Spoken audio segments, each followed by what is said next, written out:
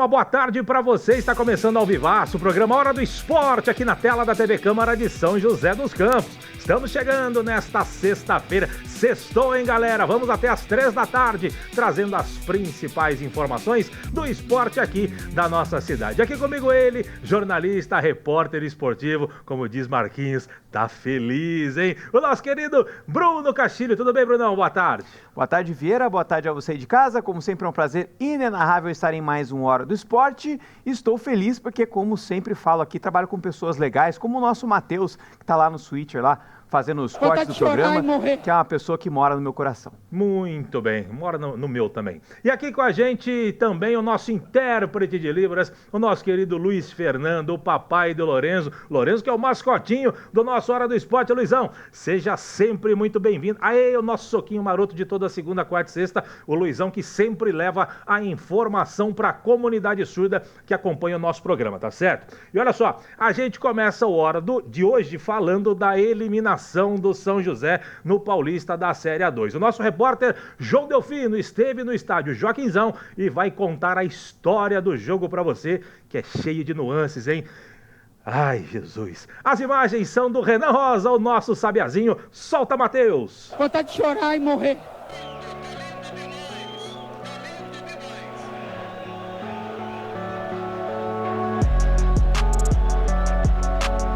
O momento depois do abraço entre dois dos principais personagens do Clássico do Vale evidencia o que aconteceu no estádio Joaquinzão.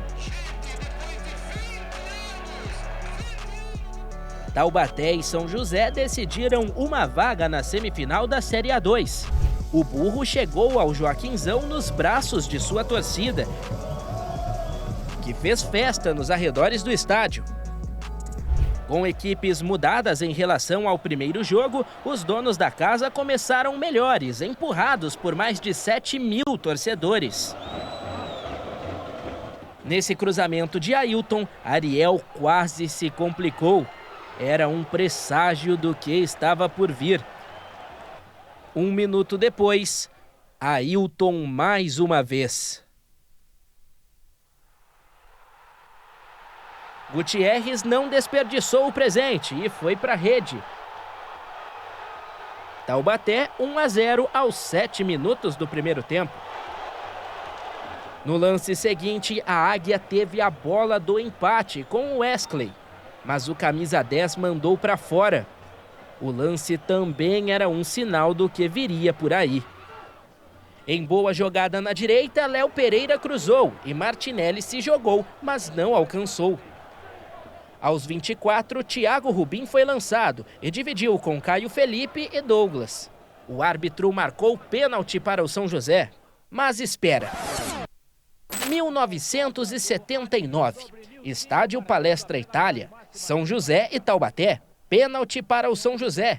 No mesmo gol à direita. Em 79, Darcy, zagueiro do São José, foi para a bola.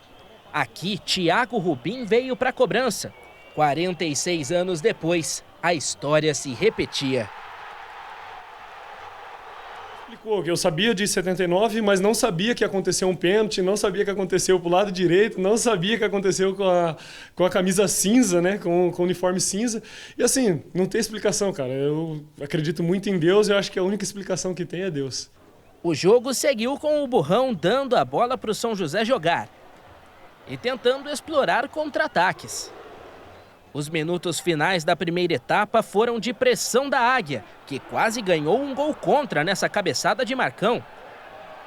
Mas o primeiro tempo terminou com o Taubaté na frente.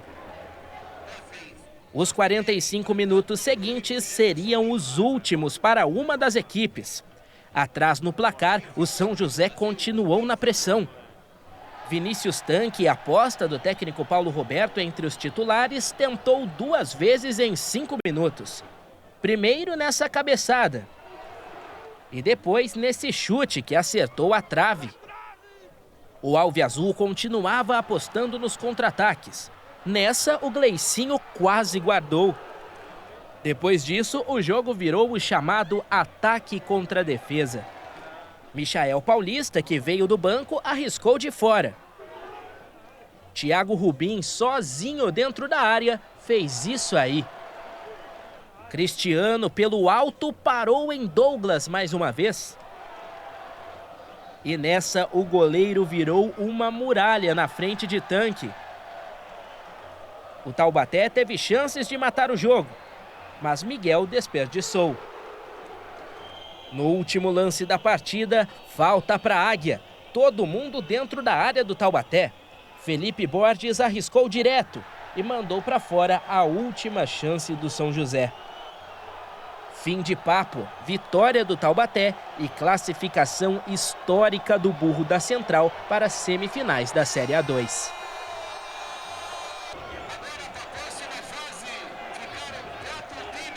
Fim da linha para o São José na Série A2. E não é exagero dizer que os 2 melhores jogos do time, ou pelo menos em que a equipe mais criou na competição, foram justamente contra o Taubaté.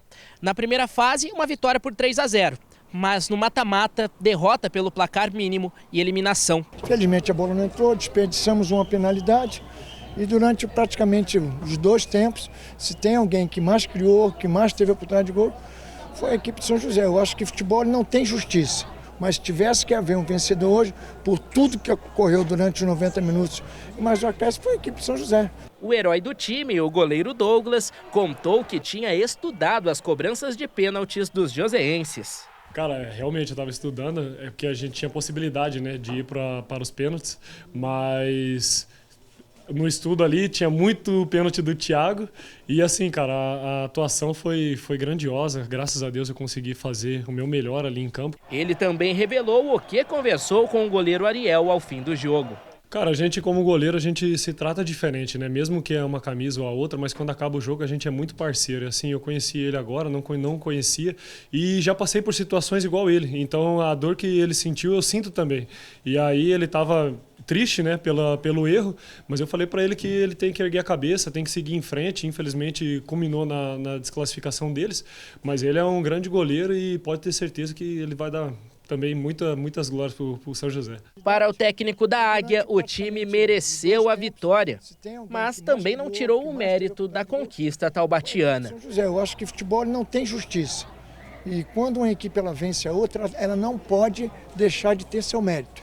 Independentemente se ela só se defendeu, independentemente se ela usou um futebol reativo, isso aí é mérito. Futebol é feito de ataque e defesa. Se você sabe se defender bem no momento certo, é um mérito seu. A gente sabe que precisa coroar, né? Tudo isso que foi construído, assim, precisa ser coroado. Aí essa história, né, que está sendo escrita aqui, ela precisa ser coroada agora com acesso. Se Deus quiser, nós vamos lutar muito e iremos conseguir.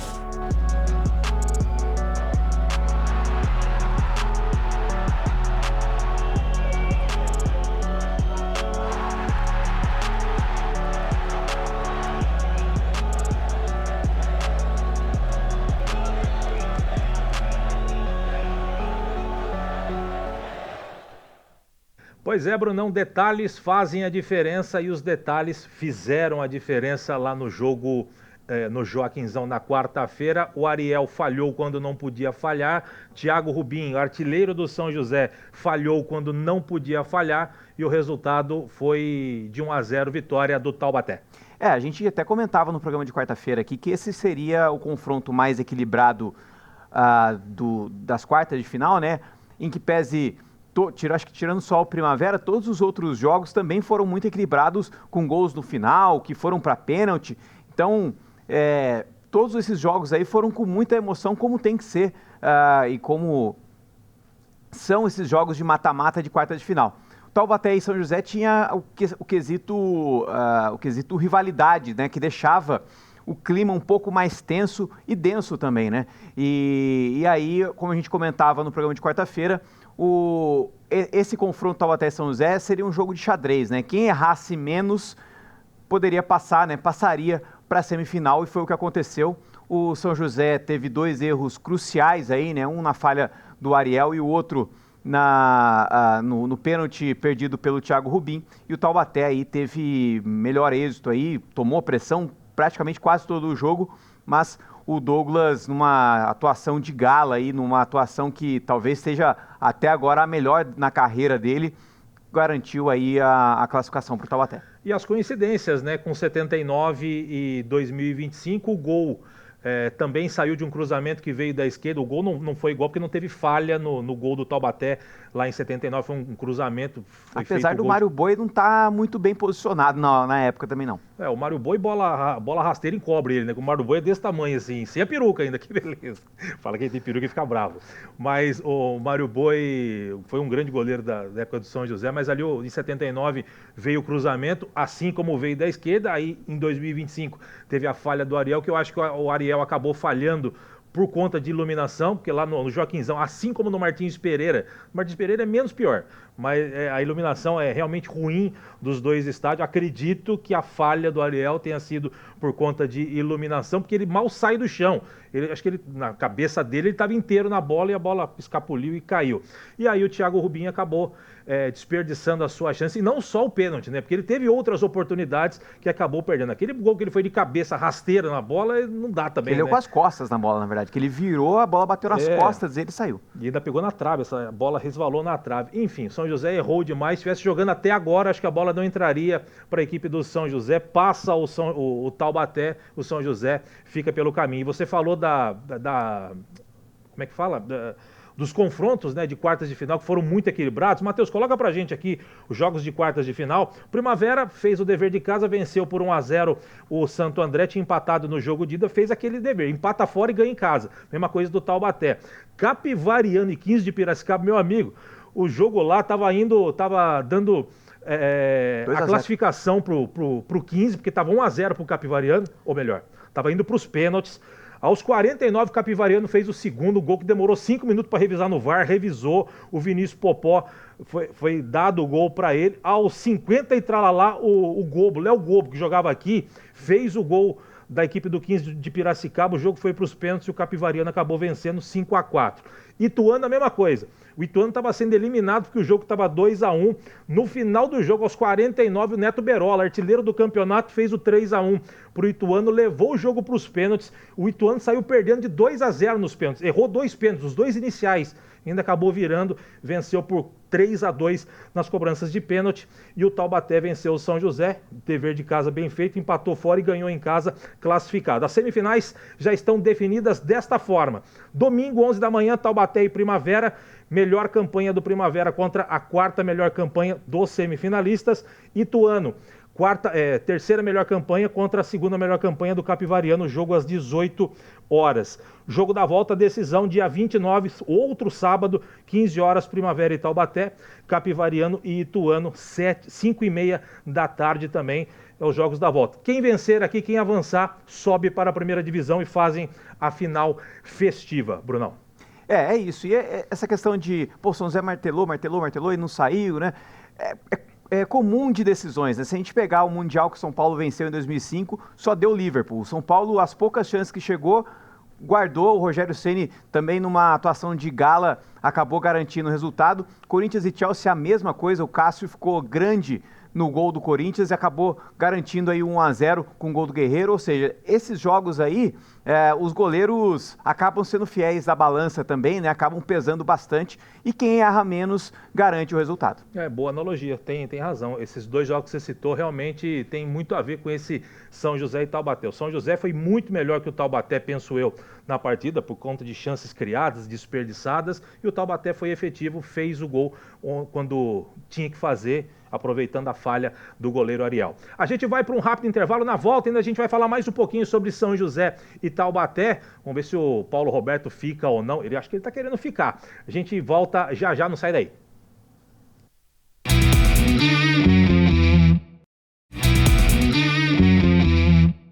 Muito bem, de volta com Hora do Esporte, ainda falando sobre a decisão São José e Taubaté, Taubaté e São José. O Paulista da Série A2 terminou para o São José, mas já tem que pensar lá na frente. Afinal de contas, tem Copa Paulista e o São José vai disputar a Copa Paulista. Quieto, TP! Para, TP! O detalhe é o seguinte...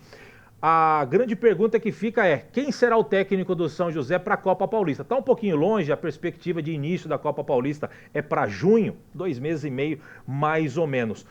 Ainda nos vestiários do estádio Joaquinzão, o técnico Paulo Roberto, ele demonstrou interesse em permanecer, mostrou interesse em começar um trabalho no São José. E para começar esse trabalho, obviamente, a Copa Paulista talvez seria este início. Ouça o que disse, vamos ver, na verdade, o que disse também o técnico Paulo Roberto, ainda nos vestiários do Joaquinzão.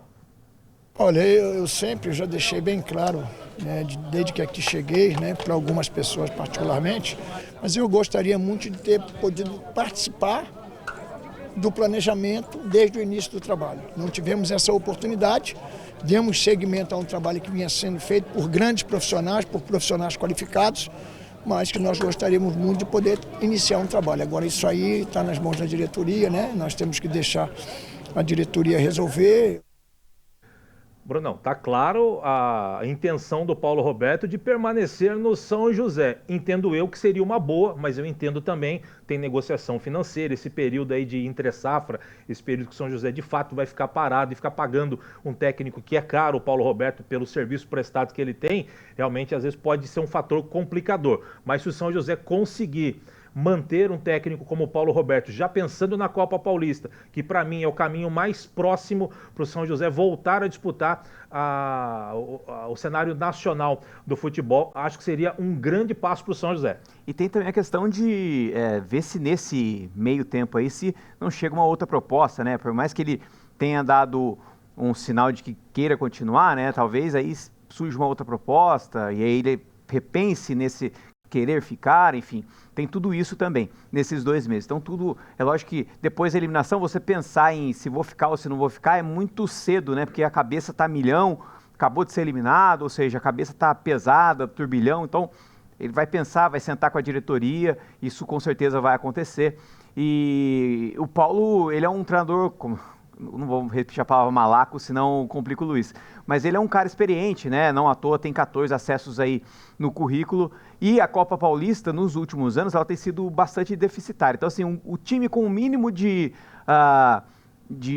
planejamento para uma Copa Paulista consegue chegar à final, como o São José conseguiu em 2023. Então, chegou à final, não conseguiu o título por detalhe, mas o time com o mínimo de planejamento consegue ir bem na Copa Paulista. Pois é, vamos ver o que a diretoria vai fazer, se vai conseguir manter o Paulo Roberto, se não, vai pensar aí que o São José vai disputar a Copa Paulista, isso é fato. Esperamos que o melhor seja feito para o São José e eu não tenho dúvida que os mandatários da SAF pensam no melhor para o São José. Erram como qualquer um de nós nas suas profissões, mas eu tenho certeza que pelo menos o pensamento é de fazer o melhor pela equipe da Águia do Vale, tá certo? Brunão, mudando de assunto, falando de vôlei, depois da bela vitória fora de casa contra o Blumenau num confronto direto e a derrota do Goiás para o Cruzeiro, o vôlei São José, enfim, saiu da zona de rebaixamento da Superliga. O time do técnico Sérgio Negrão agora ocupa a 9ª posição na tabela de classificação e, por incrível que pareça, ainda tem chances de classificação. São José está empatado em pontos com o 8º colocado, que é justamente o Blumenau, que fica na frente do São José pelos critérios de desempate. Entretanto, o 8º colocado do Blumenau, a diferença, né? O 8º colocado a diferença do 8º colocado para o 11º e penúltimo colocado, o Goiás, é mínima, está tudo muito embolado. E hoje, às 7h30 da noite, no ginásio do Uberlândia Tênis Clube, o São José encara a forte equipe do Praia Clube, que está brigando para entrar no G4 da competição. A gente sabe, o buraco é mais embaixo, a parada é difícil, o jogo é fora de casa, mas do jeito que o São José ganhou do Blumenau, que está brigando para ficar no G8, vai que, né, Brunão? Vai que, e se aí perde por 3-2, pelo menos rouba um ponto, traz um ponto para São José, e qualquer ponto, qualquer migalhinha aí é importante nessa busca de sair, né, do fugir desse rebaixamento, né, conseguiu já sair do Z2, mas quer permanecer fora, com a cabecinha fora assim, ó, da água, e quem sabe beliscar a 8ª posição aí, se beliscar, calando o Morsa, deixa o homem trabalhar. Sérgio Negrão tá trabalhando. Pois é, eu quero a dancinha do Sérgio Negrão no meio da quadra se classificar. Matheus já colocou, já adiantou, grande Matheus já colocou aqui pra gente. Olha só como é que tá, ó. Do 7º pra cima tá todo mundo classificado já. praticamente, né? Não, já está classificado aqui, ó. Agora, oitavo colocado, Blumenau. Blumenau deu uma bobeira, no caso deles, né? Perder para o São José, porque, ó, oitavo Blumenau com 20, nono São José com 20. Como eu já expliquei, critérios de desempate deixam o São José na nona posição. Guarulhos, 20. E o Goiás, já na zona de rebaixamento, com 19. Tá tudo embolado, tudo pode acontecer aqui. Quem tá em oitavo pode cair, quem tá em 11º pode entrar no G8, só que o detalhe é o seguinte, tem muito confronto direto aí nessas últimas 2 rodadas. Ó, o Blumenau vai enfrentar o Joinville. Olha só que pauleira. Blumenau e Joinville. E ainda o Blumenau na última rodada enfrenta o Cruzeiro. Difícil pro Joinville. O Joinville ainda enfrenta o Goiás na última rodada. Mais um confronto direto. Ainda tem o Guarulhos. Guarulhos e Goiás se enfrentam também na próxima rodada. Então vai ter muito confronto direto aí. Não sei não, daqui a pouco São José belisca aí essa última vaga. Vai ser espetacular se isso acontecer. A gente sabe que não, o elenco do São José não é para brigar por título. Mas do jeito que foi a competição, tudo que aconteceu no vôlei, se ainda conseguir a classificação para um playoff, tem que aplaudir esse elenco aí com todas as dificuldades. Escapou do rebaixamento, que era o principal objetivo desde o começo do retorno, e ainda conseguir a classificação, Brunão. E se conseguir a classificação, você falou que não briga por título, mas ganha uma moral aí, quem sabe, né? O Velo Clube aí... Vai que o São José é o Velo Clube do vôlei. Aí pronto, aí cala a Morsa, aí o Morsa fica sem falar até ano que vem. Que beleza. Sucesso pra rapaziada do vôlei, segunda-feira todos os detalhes, tabela atualizada, tudo bonitinho pra você aqui no Hora do Esporte. Brunão, pra gente fechar esse bloco, falar de futsal, o time sub-20 do São José venceu ontem a Associação Atlética Botucatuense no Ginásio Tênis Clube por 5-3 na abertura da Copa São Paulo sub-20. Os gols do São José foram marcados por Sinésio, Vitinho 2 vezes e Guimarinho também 2 vezes. O São José volta à quadra na próxima sexta-feira, dia 28, às 19 horas, fora de casa, contra o Indaiatuba no Complexo Esportivo Morada do Sol, lá em Indaiatuba. Importante vitória, campeonato de tiro curto, né? Então qualquer vitória em casa é importante. Agora ir para fora, né, beliscar, quem sabe aí, trazer mais uma vitória para São José dos Campos, já tentar encaminhar essa classificação. São José que busca o bicampeonato, tá certo? Sucesso para a garotada do São José Futsal. A gente vai para o último intervalo do dia, não sai daí, já voltamos.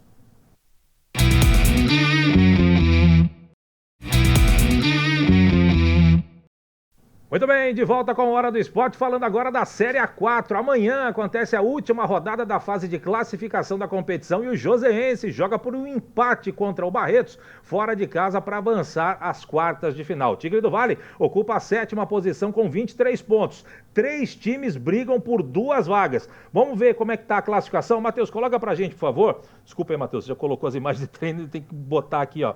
Olha só, aqui, ó, o G8. Joseense é o 7º colocado, tem 23 pontos. Colorado tem 21. Se terminasse agora, os 2 estariam classificados. Vira a tabela, Matheus, só pra gente dar uma olhadinha aqui, ó. O Inter de Bebedouro tem 20, ou seja, o Inter de Bebedouro vai jogar, todo mundo vai jogar amanhã. Para o Joseense classificar, ele pode até se classificar perdendo, desde que ou o Inter de Bebedouro ou o outro, qual que é o outro time mesmo? O Caieiras, Colorado de Caieiras. Colorado de Caieiras, eles não vençam os seus jogos, um dos dois. Se um dos dois não vencer o seu jogo, o Joseense pode até perder, mas considerando que os 2 vençam, o Joseense precisa de um empate para não depender de ninguém para poder avançar a próxima fase contra um Barretos. O jogo é fora de casa, é contra o Barretos, mas o Barretos já não tem chance nem de classificar e nem de cair. Ou seja, Brunão, o Joseense, em princípio, está com a faca, com o queijo, com o requeijão, com a goiabada, tudo na mão. Só depende dele. O fato de o Barretos não brigar por nada nesse campeonato já não sobe nem desce, então é bom pro Joseense, porque muitos garotos lá, que deve ser um time jovem esse do Barretos, talvez já até assinaram rescisão, enfim, outros já foram procurar alguns ares, deve jogar o reserva que não jogou, enfim. Talvez essa seja a estratégia do Barretos para esse jogo, para cumprir tabela. Então o Joseense tem que aproveitar essa brecha aí, né? O Joseense que tem feito bons jogos fora de casa, tirado pontos importantes, empatou bastante fora de casa, tem tirado pontos importantes. Então, se conseguir um pontinho, classificado, maravilha, próxima fase. Então, esse é o papel do Joseense. Talvez, se conseguir a vitória, melhor. Mas empate também já tá bom pro Joseense. E tem aquele detalhe, né? Quem vai para empatar, que vai com o regulamento embaixo do braço, às vezes não é tão bom assim. Joga para ganhar e vê o que acontece durante a partida, porque só depende dele. A situação não está periclitante, diria o poeta, mas pro Luizão fazer periclitante também é sacanagem. Mas o detalhe é o seguinte, o Joseense só depende dele, o empatezinho já garante. Matheus, coloca pra gente aqui os próximos jogos, né, dessa última rodada, todos os jogos, 3 da tarde, Barretos e Joseense, Taquaritinga e Jabaquara, Audax e Colorado, São Carlense Nacional, Matonense Penapolense, São Caetano Inter de Bebedouro, União Barbarense Araçatuba, Vossen e Paulista. A rodada completa de amanhã, segunda-feira, saberemos se o Tigre estará classificado e contra quem enfrenta na fase de quartas de final. É assim que a gente espera o confronto do Joseense na próxima fase de mata-mata, tá certo? Brunão, pra gente fechar o Hora de hoje, a gente fala agora de basquete feminino, porque o São José fará a sua estreia em casa dentro da Liga de Basquete Feminino, que é a LDB. Depois de 2 rodadas fora de casa, São José encara o Campinas pela 3ª rodada da competição. São José vem de uma derrota e uma vitória na competição, portanto, soma 50% de aproveitamento. O Campinas, que tem 2 ex-jogadoras do São José, a ala Luana e a ala armadora Júlia Lete, vem de 2 derrotas nas 2 primeiras rodadas da competição. A partir de amanhã, 18 horas, no ginásio do Teatrão, e você estará lá. 2 correçõezinhas. Você falou a LDB é a Liga de Desenvolvimento do Basquete, a LBF. LBF. Outra coisa também que o Israel mandou a imagem aí do São José masculino, mas que tudo beleza! Bem. Tudo bem, tá agora legal.